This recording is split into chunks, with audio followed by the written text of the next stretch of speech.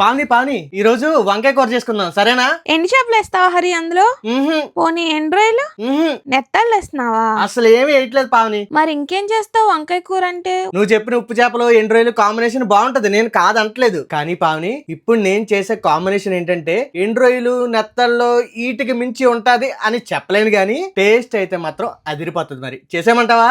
Okay. అబ్బో వంకాయలో అంత గొప్ప కాంబినేషన్ ఏముందబ్బా అనుకుంటున్నారా? సరే అయితే సింపుల్ గా చెప్పేస్తా చూడండి. ముందైతే మూకిట్లో నూనెసి తాలింపులతో పాటు ఎండుమిర్చి కూడా వేసి వేగిన తర్వాత ఉల్లిపాయలు పచ్చిమిర్చి వేసి మగ్గిన తర్వాత అల్లం వెల్లుల్లిపాయ పేస్ట్ చేసుకొని కలుపుకొని వెంటనే కరివేపాకు టమాటాలతో పాటు టేస్ట్ కి సరిపడ ఉప్పు కొద్దిగా పసుపు వేసి బాగా కలిపేసుకొని ఇప్పుడు వేయాలండి ఒక గంట సేపు అయినా నానబెట్టిన పచ్చి శనగపప్పు. శనగపప్పుని ఒక నిమిషం వేపుకున్న తర్వాత వెంటనే వంకాయ ముక్కలు కూడా వేసేయాలండి. తర్వాత టేస్ట్ కి సరిపడగా కారం వేసి వంకాయలకు పట్టి మెత్తగా మగ్గిన తర్వాత ఒక అరలోట నీళ్ళు వేసుకొని కొంచెం సేపు ఉడికించుకొని లాస్ట్ లో కొత్తిమీర దించారనుకోండి మరి చూసుకోండి కత్తి లాంటి వంకాయ పచ్చనపప్పు కూర అయితే రెడీ అయిపోయినట్టే. ఈ కాంబినేషన్ మీలో ఎంతమందికి ఇష్టమో కామెంట్ చేయండి. వేడి వేడి పొగలొచ్చే అన్నంలో ఈ వంకాయ కూరతో తింటే ఉందండి నా సామి రంగా.